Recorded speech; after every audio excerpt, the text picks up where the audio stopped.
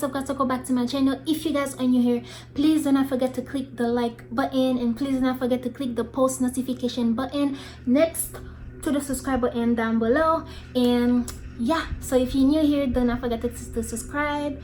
And yes, so today's video is going to be about a story time. So today's video is going to be a story time. I haven't been, well, my last story time, I think that was like 2 or 3 months ago, which was my crush finally notices me. So if you guys want to go check it out, it will be on top of the video. So yeah, go check out that story time. So today's video is going to be another story time, and it's going to be about, so if you guys are scared, do not watch the video. And if you do want to support, you guys can still watch it, but it's going to be a scary story time because it's going to be about the time that I was in Haiti, and it's about voodoo and stuff, like my first time that I encountered with voodoo. So I don't even think I should be doing this video because I'm about to go to sleep soon, so I don't know. Oh my god. Okay, I already did a video about my aunt tried to kill us. Yeah, my aunt tried to kill us. If you guys want to go check out that video with voodoo and stuff, and it says scary, watch at your own risk. So yeah, so you guys can go check out that video. Also, it's gonna be on top also. So if you guys are scared, don't watch the video, and if you guys do want to support my channel, watch the video even if you're scared. But yeah, so I'm going to start. So this happened back in Haiti before I came here, and I was 4 or 5 years old. And I was no, I wasn't 4 or 5 years old. I was around, okay, that was our first house, so I was around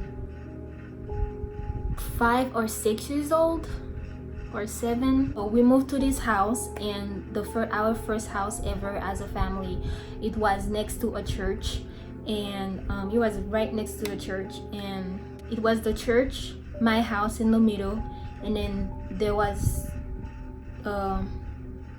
another neighbor that lives upstairs. There was another house next to us, and the person lived upstairs, and that person was into voodoo. And there was another neighbor, so it was like this street. Yeah, it was this street, but it was almost like, it looked like almost like a resort, and there was like 5 houses over there, and it was one of our houses also, and the church was next to our house. Okay, so yeah, so it was the church, our house. When you go through the back door, you will go to a neighbor's house, and that neighbor was into voodoo. And the other neighbor's house that was like 1 or 2 minutes walk, that neighbor was into voodoo also. Okay, so yeah, so before we moved there, yes, they were doing stuff while there was a church next to them. So that's why I say church doesn't really matter. I don't know, I just think church is in you and not building. Our first day, they welcomed us, but, well, the church people welcomed us, like we found the church and whatever, but our neighbors, they were looking at us like, they're like, who came to disrupt our peace? Because when we came, they could actually felt something was wrong, so they kept looking at us really bad, like they were like they were ready to kill us. So we moved, and everything was okay, nothing was happening, but all of a sudden they started to get friendly and stuff, like bringing stuff to the house, like, oh, welcome, blah blah blah, welcome. But sometimes when our parents would leave the house and we would like play like in the church, the church was really big, and it actually had a parking lot, like a big, I don't know how to explain it. We were playing even when our parents wouldn't be there, and we would be in the house alone. We would be playing in the lapu. The neighbors would look at us, the 2 voodoo neighbor would look at us like really weirdly, like they were, what? My brothers are always disrupting me, like it's so annoying. But back to my story. So everything was sort of fine. They weren't doing anything yet. Well, but they weren't doing anything yet. And I think my dad knew someone, and the lady needed some place to stay. And my dad brought the lady in the house. From the first minute that my mom saw the lady, she knew something was wrong. She was like, no, she's not coming into the house. And yeah, she can't come into the house. And my dad was like, well, she need a place to stay, blah blah blah. And my mom is really a kind person, but she will always leave an eye open. Like, she will tell God, you already know who it is, so she can't do anything to us. So yeah, so my parents let her stay. They gave her a room or whatever. And one night, I don't really remember everything, but one time, my oldest brother is the one that had the open, I don't know how they call it, I don't know if it's like an open vessel or an open spirit, but when something used to happen and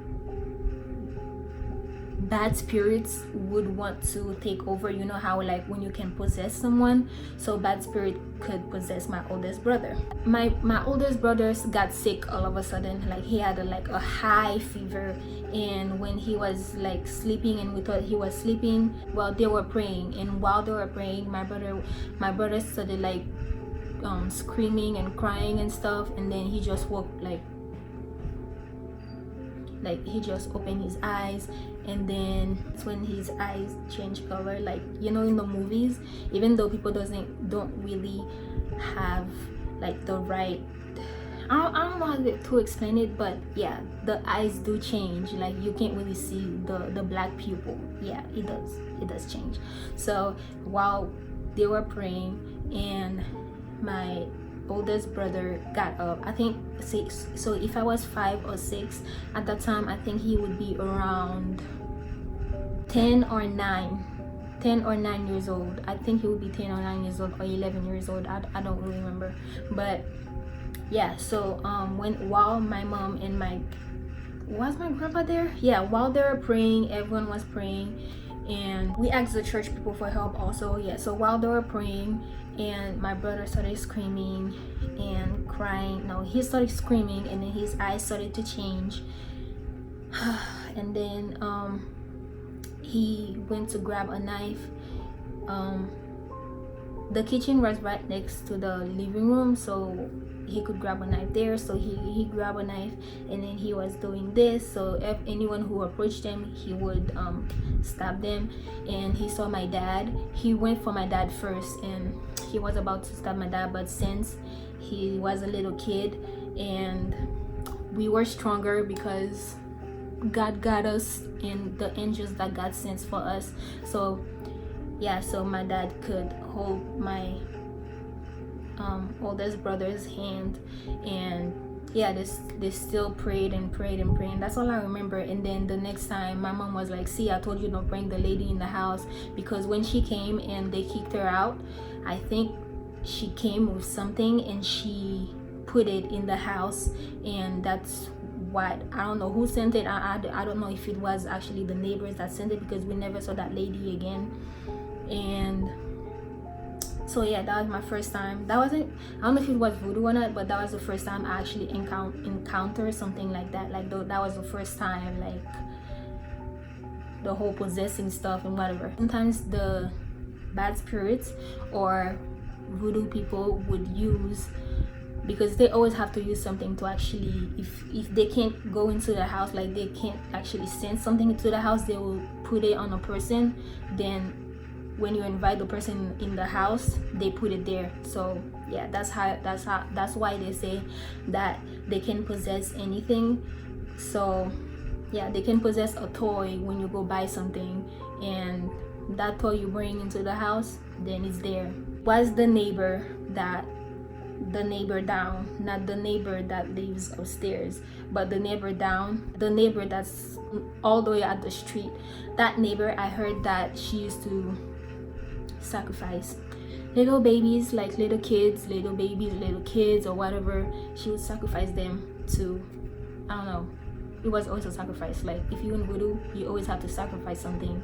Like if you in that thing, you always have to sacrifice something. Even if you can like spend a year, like 2 to 3 years, nothing happened, they're coming for you then, because that's always your contract. You always have to sacrifice something. Keep sacrificing something. Like I know families that are into that, they even sacrifice their own family. So yeah, so that's what that lady used to do, sacrifice babies and little kids, especially when it was the time for the voodoo parties, like celebrate the queen of voodoo. I weren't in Haiti, we weren't rich, but we weren't poor. Like we were right in the middle, like we were average. So we actually had goods, because my grandma and my aunt was here, and they used to send us stuff all the time. And that's why I told my story, because our aunt was jealous of us and she was trying to kill us, because she was jealous that she was poor and we had all this stuff. So yeah, but yeah, so we actually had this servant, but that I don't want to call her servant, because she was more than a servant to us. But yeah, so we had this girl that used to take care of us when our parents used to go away. And my mom already knew what those neighbors were, and she always told the girl, do not ever buy stuff from the neighbor all the way down to the street, like the neighbor that's 1 or 2 minute walk. So she told the girl to never buy stuff from her, because that lady was actually a seller also. So she sold like stuff, like yeah, she sold clothes. It was like a marché. I'm pretty sure my Haitian people know what marché is. So yeah, she sold rice, beans, sometimes clothes. When school is about to open, she sell those. And yeah, she used to sell stuff. So my mom was like, don't ever buy stuff from her. And she was like, yeah, Manada, yes, I won't do that, blah blah blah. So our parents leave. If you guys see me keep looking up, it's because I'm trying to see where the spider is, okay, so I can kill it, because I don't want it to go somewhere and I can't see it. And yeah, so yeah, so it was time for her to go to the marché to buy stuff for her to cook for us. And she was too lazy. She even said that too. She's like, yeah, I'm not going, because the marché, it was really far from our house. And I get her point, but it's basically saying like a nanny doing whatever she does, whatever she wants, while the boss is not here. And that's not fair, because is you getting paid for that, and why you're not following orders and whatever. But yeah, so she said she was too lazy to go buy stuff, so she went to the neighbor that my mom told her not to ever go buy stuff from her. That day she made bouillon. I don't know how to say it in English, but I guess stew or something like that, with meat and stuff. So she went and buy beans and other. Okay, I got it. So she went and buy the stuff for the bouillon for her to make the stew for us. And so she went to that lady because she was too lazy to go buy the stuff outside. She told us not to tell our parents where she got it from, but because she thought nothing happened. She thought my mom just didn't like the lady. No, my mom doesn't like the lady, because she knows who she is. So she went and buy it for, why is it doing round and round in my ceiling? She cooked for us, we ate and whatever. And we had this boy that used to come to our house. I used to call him cousin, because I thought he was actually our cousin, but he wasn't. We just call him like that because he was we consider him as a close family, because his mom was my little brother's godmother. So that's why we called him cousin. So he came that day and to play with us, and we all ate from the same thing. The girl that cooked for us and my cousin and us, we ate. Came 7 or 8 o'clock, like I just know it was like nighttime, and we started getting sick one by one. And our cousin left, and my mom came first. My mom came, and she didn't see us playing outside, and yeah, it was almost nighttime, so it would be like around like 5 or 6 o'clock. So she didn't see us playing outside, so she's like, oh, where is everyone? So when she goes inside, she saw everyone on the floor, and yeah, she saw everyone on the floor with a high ass fever. Like we all had fever, and she was like, what the heck is going on? And the girl, she didn't really eat a lot, so I guess she could actually talk of what happened, and she actually told my mom, where she's like, oh, after we ate the food, we all got sick, blah blah blah. So, and then she told my mom that our cousin came also, and she was like, oh, okay, see, so if you guys sick, let me see if he's sick also. So he called my little brother's godmother and was like, oh, what's wrong with my kid, blah blah blah, he's sick, like did something happen? And then my mom was like, yeah, everyone is sick at my house, blah blah blah. And she's like, oh my gosh, what's happening? And then my mom gave her instructions for him to get better and stuff. So that is the next day that we came to find out that the food was poisoned, and we all were supposed to die that day.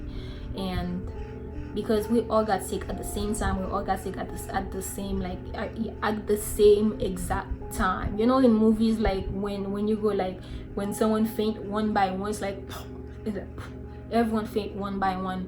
So yeah, so we all were supposed to die that day.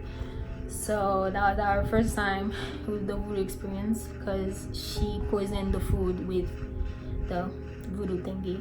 And my mom went to the lady and told her that I know what you're doing, I know it's you. Because ever since then, the lady used to do anything to actually like kick us out so she could do her stuff. Because ever since we moved there, she could not do anything. Like she could do her little her little chants and whatever, but it would never work. So that's why she was trying to, you know, kill us, or like, I don't know, make us scared to like leave the house and whatever.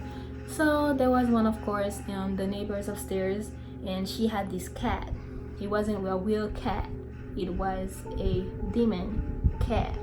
So this cat, we had chickens in the back of our house, and one time we woke up and all of them were dead. Like no one ate them, they just were dead. And we saw a black cat just looking at us. And well, my oldest brother turned first, like because he can actually sense stuff, like since he can actually see ghosts. But yeah, so he can actually sense anything that's bad. So he turned his head first, and we all turned, and then we saw the black cat behind our house just looking at us. And then when my mom looked at it, and then she threw a rock at it, and when she threw the rock, it hit its tail, and the tail caught on fire and whatever, but still ran away. So it wasn't a normal cat. So yeah, that was my first ever experience with voodoo. So yeah, that was that story. I don't know what happened to the lady now, but I just know that while we lived at the house, she could not do anything. So she even got sick also, because she couldn't sacrifice anything. So they were coming for her. So I don't know if she's dead now or whatever, but anyways, so after that story, we left the house. Then that's when we went to the house that I was in when I told you guys the story of when our aunt sent the bad spirits to take me and my little brother for a sacrifice and whatever. But yeah, you guys can go watch that story, because I'm not gonna say it on this story. So so that was this story for my first voodoo experience. And the second one was when my great I'm kidding, but my great grandmother died, and we went to, since my mom is from Okai and my dad is from Oka, but my great grandmother died in Okai, and we went to the funeral and we rented this big ass bus. You know those buses when you're in New York and you can actually get it to come to New Jersey? So yeah, it was these buses. So we rented a bus to Okai because it was, if you from Union and you're trying to go to Kentucky, yeah, from New Jersey to Kentucky. So that's why we rented the bus, because it was really far. And so yeah, while we went there, and that was way before when I didn't know my aunt was into that stuff. So my great grandmother died, and that was where our late aunt used to live at. Was not enough space in the house to sleep, so some of us stayed in the bus to sleep. And while we were sleeping, we just heard scratching on the bus, but we couldn't see anything. And while we look at the window, we just saw these these black dogs with like red eyes, and they were circling around the bus, but they did not have their bottom feet. So while they were circling the bus, and some of them, I think there were like 6 or 4 of them, and they were like trying to scratch the bus and whatever. I don't know what they were trying to do.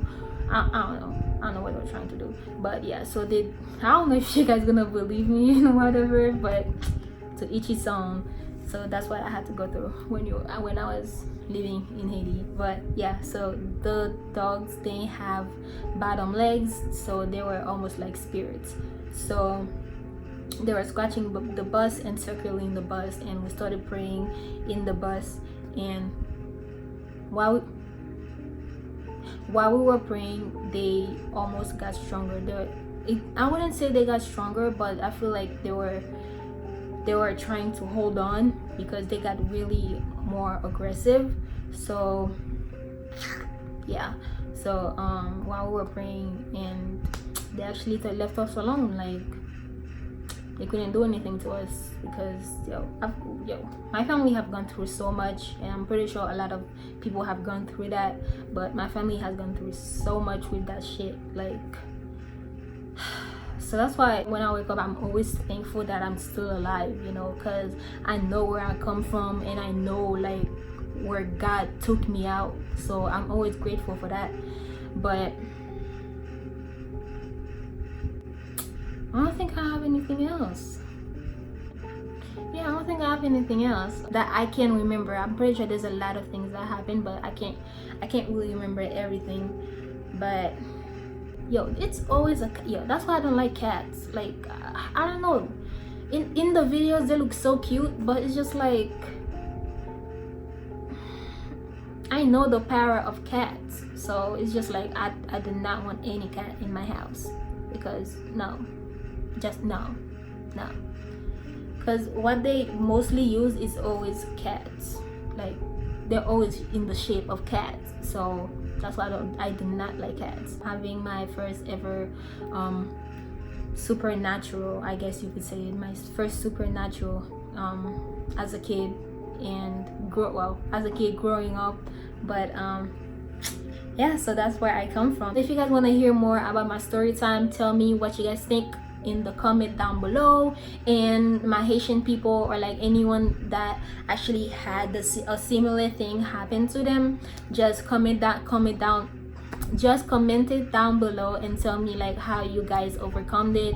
And I'm all ears, guys. Like, I thought it was gonna be scary. Well, I'm wanting it to be scary.